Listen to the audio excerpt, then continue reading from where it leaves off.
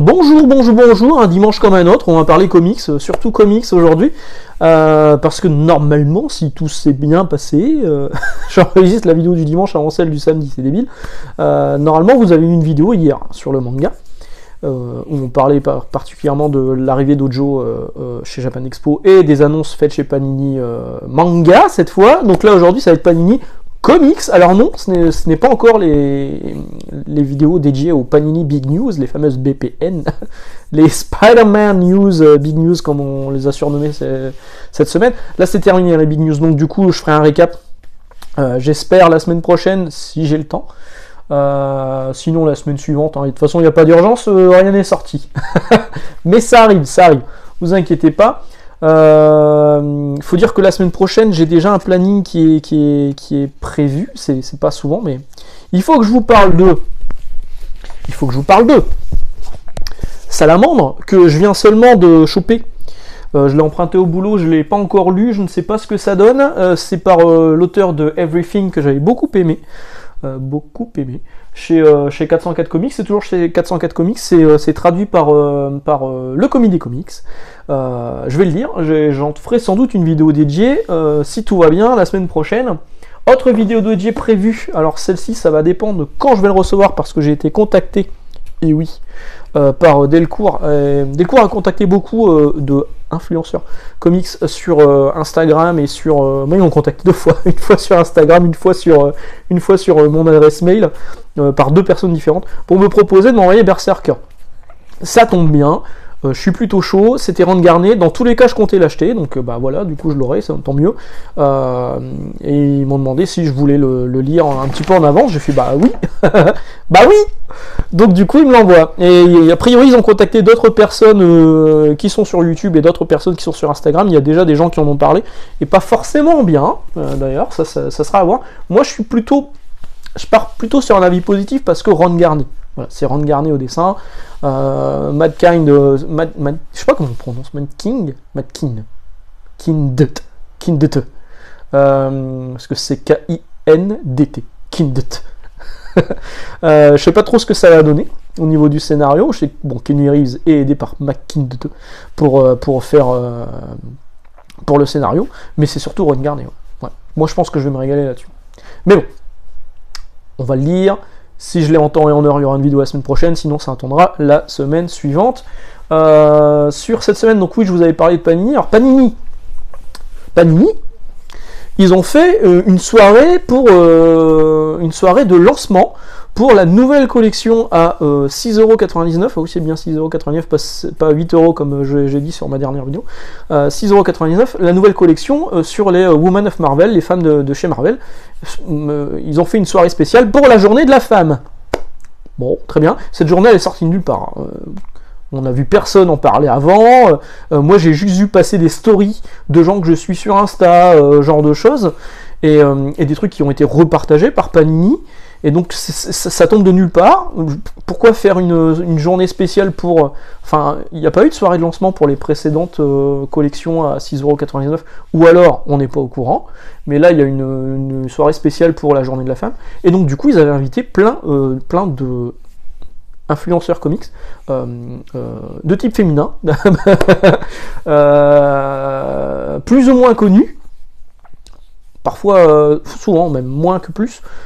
Franchement, moi je les connaissais pas, et j'étais même surpris de voir parmi les gens invités le site Geek Me More, qui est un site de rencontre pour les geeks. Ok, c'est vrai que c'est typiquement les gens qui vont parler du lancement de cette collection de comics, hein, c'est clairement. Et également un site tenu par une femme, du coup, qui parle de sortie des smartphones. Je veux dire, mais pourquoi pourquoi faire ça? Je veux dire, pourquoi inviter des gens qui n'ont aucun rapport avec la sphère comics? Alors, c'est pas une plainte parce que j'ai pas été invité, je m'en bats les couilles. J'y serais pas allé, dans tous les cas, c'est à Paris. Ça reste très parisiano-parisien, la sphère du comics parisien. Les bien-pensants du comics game. Donc, je n'y serais pas allé dans tous les cas, mais je comprends pas qu'on invite des gens qui n'ont strictement rien à voir avec la sphère du comics, dont je trouve... Geek Me More, déjà, on va chercher hyper loin le truc, mais là, quelqu'un qui fait un site sur les sorties de smartphones. What is the fuck? Alors, donc, on a vu pendant cette annonce les gens qui feuilletaient la nouvelle collection, et qu'est-ce qu'on a constaté? Que c'était de la couverture souple. Et oui, alors scandale, évidemment, tout le monde monte sur les grands chevaux. Franchement, moi ça me choque pas trop. Je préfère ça plutôt qu'une augmentation encore de 1 ou 2 euros. Maintenant, s'ils avaient sorti dès le départ les premières collections en souple, comme ils font avec la collection Carrefour à 3 balles, hein, on n'aurait rien dit, on aurait été même plutôt content en se disant ouais, c'est du souple, du coup ils ont baissé le prix. Non, là ils nous ont habitués à nous donner de la couverture dure sur cette collection. Ce sera pas le cas de celle-ci, ce sera sans doute pas le cas de la suivante. Je pense que là c'est une solution pour eux, non pas de se faire plus de marge, mais sans doute de compenser l'augmentation des coûts. On va parler du Urban juste après, du coup des matières premières.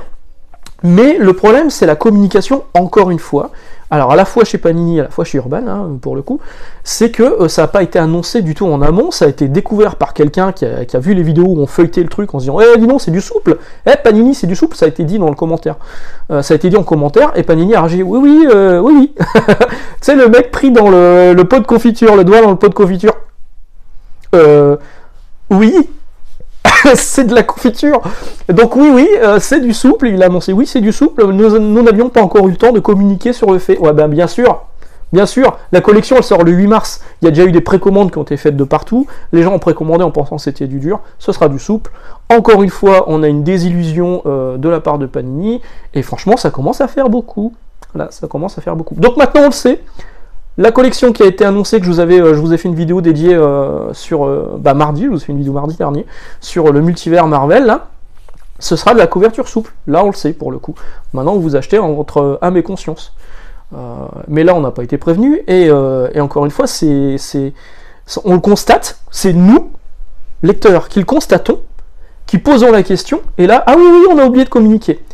Ok, ça c'est Panini. Urban a fait exactement la même chose, avec les collections Chronicles. Quelqu'un avait déjà constaté que le Flash était annoncé à 39 € dans les sites de précommande, les sites en ligne, et on pensait que c'était peut-être une erreur de référencement, ça arrive. C'est pas le cas, en fait, à partir de... comment vous expliquer? En fait, le plus cher chez Urban, c'était 35 balles, c'était le code de prix, UB40. Alors, pas les chanteurs, UB40. Non, là, il y a une nouvelle gamme de prix qui a été inventée, un nouveau code prix qui est inventé, c'est UB45, UB45, pour les albums de plus de 440 pages. À partir de mai 2023, tous les albums qui font plus de 440 pages, ne seront plus à 35 € comme jusqu'à présent, mais à 39 €.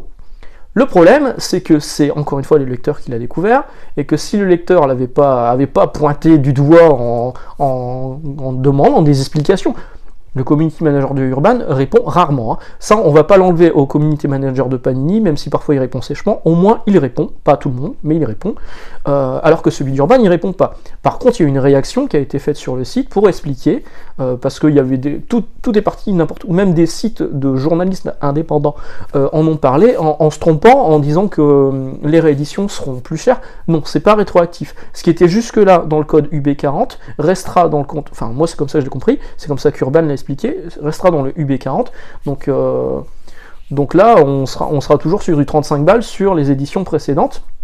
À moins qu'il y ait une réédition par la suite et qu'ils décident de modifier le code qui est à l'arrière. Si vous regardez vos comics, j'en ai un là.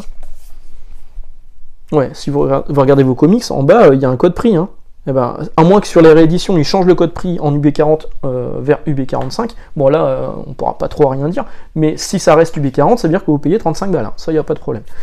Voilà, donc ça, pareil, encore une fois, c'est malheureux que ce soit le lecteur qui se rende compte de ça, et qu'il n'y ait pas une communication en amont, plutôt qu'éteindre l'incendie avec de l'essence, pourquoi ne pas communiquer? On n'est pas débiles, nous, lecteurs, on sait qu'il y a une crise des matières premières. Il suffit de nous dire en amont, nous prévenir, alors pour Panini, attention, cette année, augmentation des coûts, plutôt que augmenter le tarif, on préfère passer en souple, voilà. Clair, on n'est pas con, on a compris. Urban, pareil, attention, nouvelle grille tarifaire, ça me fait penser à Panini du coup. C'est pas une augmentation, c'est une nouvelle grille tarifaire.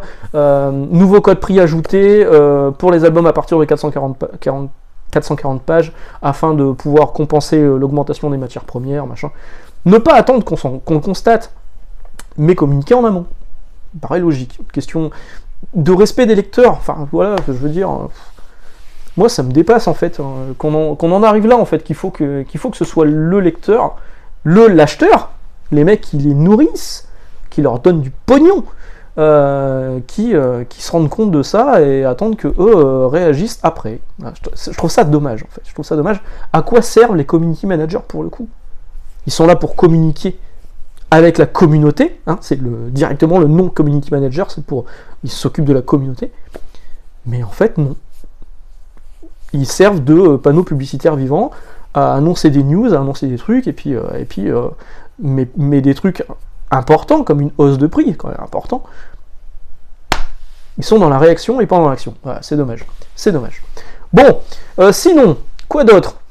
Witchblade, relaunch de Witchblade, bon, on le savait, hein, il y a un Kickstarter actuellement pour la complète collection de Witchblade. Le volume 3 sera sans doute le dernier, je crois.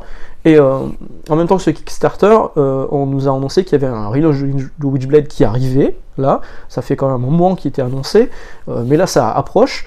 Et Marc Silvestri a montré la nouvelle armure, alors une armure qui montre beaucoup moins de peau. On a vu quelques images intérieures aussi, je suis pas chaud, hein. Moi le trait me plaît pas des masses, donc à voir. Pas sûr de craquer pour le coup, mais ce qui est bien c'est que c'est le retour de Sarah Pizzini. Moi Witchblade, je les ai achetés en VO quand ça s'est arrêté en VF, enfin, c'est revenu après en VF. Bref, regardez mes vidéos Witchblade, vous comprendrez. Oh le mec il fait sa pub. Qu'est-ce que je voulais vous dire? Je sais plus. Ouais, je me suis arrêté quand Pizzini a été remplacé par une autre nana, donc ça m'intéressait pas des masses. Donc Witchblade revient, Ultimate revient, l'univers Ultimate revient, ça c'est trop cool. Ultimate Invasion, ça arrive à partir du mois de juin aux États-Unis avec Jonathan Hickman. Merde, il est capable de très bon. Oxbox était très bien et tout le reste c'était pas bon pour moi, c'est mon avis. Et Brian Hitch au dessin, ça c'est cool, et donc il a quitté Venom pour ça, parce qu'on a vu que effectivement Brian Hitch il n'était pas sur les prochains Venom. Et bah c'est cool. Le Maker revient, le Maker à la fin du Venom de Donny Cates, enfin je sais plus quelle période du Venom de Donny Cates, il avait un symbiote Ultimate, et il avait réussi à repartir dans l'univers Ultimate, et il s'est rendu compte que c'était le bordel. Donc là il va revenir, il va sans doute revenir chercher Miles Morales, qui est aussi un rescapé, mais lui ne se rappelle pas de l'univers Ultimate. Sa mémoire a été effacée, rebootée, bref. Et donc le Maker, le Red Richards Ultimate, lui revient pour sans doute chercher Miles Morales, et ça c'est cool. Ça c'est cool. C'est tout pour les petites news dont je voulais vous parler cette semaine. Je vais vous parler des quelques lectures que j'ai fait. Alors il n'y a pas beaucoup. Hein. J'ai reçu Spider-Man Amazing Spider-Man, le nouveau trade paperback, le numéro 3 américain. En ce moment, vous voyez, 19,99$. En ce moment, on est presque à la parité dollar-euro. Hein. Ça, il m'est revenu, je crois, à 17 balles, ce qui est quand même beaucoup plus cher. Et à un moment, je l'ai payé à 14€, hein, les trucs. Hein. Donc oui, ça a augmenté. Par contre, je constate que le papier est de meilleure qualité qu'avant.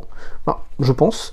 À l'intérieur, il y a des numéros qui sont cool, il y a des numéros qui sont beaucoup moins cool, parce qu'ils sont dans des crossovers dont personnellement je me fous un peu. Alors il y a notamment le crossover avec le crossover.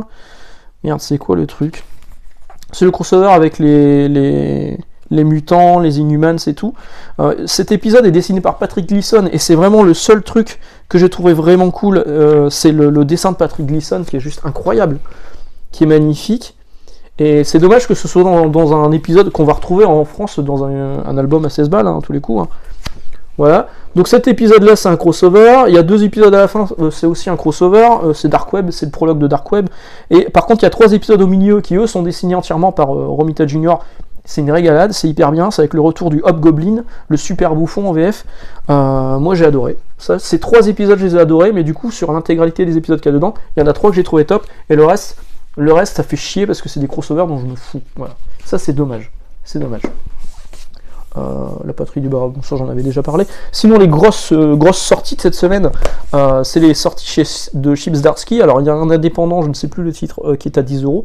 Moi, je vais pas craquer, je l'ai feuilleté, je vais pas trouvé le dessin complètement fou, donc je pense que je le prendrai pas. Batman The Night, je vous ai fait une vidéo dédiée. Voilà. Sans plus. Je suis bien content parce que du coup, les rubriques de G a fait une vidéo dédiée là-dessus, et il était du même avis que moi. Voilà. On s'entend bien. Et Batman Dark City, alors lui par contre il a fait une vidéo dédiée, il l'a lu, j'ai pas eu le temps de le lire, je l'ai sûrement chopé jeudi, je l'ai chopé jeudi, j'ai pas eu le temps de le lire, mais dès que je l'aurai lu, je pense que je ferai également une vidéo dédiée. Putain, j'ai 3 vidéos dédiées déjà. Waouh, amazing. Après j'ai plein de trucs aussi que je voudrais faire, mais des trucs qui demandent beaucoup plus de préparation, donc j'ai un peu moins de temps. Voilà, c'est tout pour cette semaine. Si vous avez lu Batman Dark City, dites-moi ce que vous en avez pensé, sans me spoiler, merci, parce que je suis curieux de le lire. Enfin, je pense que je vais m'y attaquer là dès que j'ai fini cette vidéo. Nous, on se retrouve donc mardi, si tout va bien, et jeudi, si tout va bien. Je vous souhaite une excellente journée, d'excellentes lectures, et puis à bientôt. Ciao.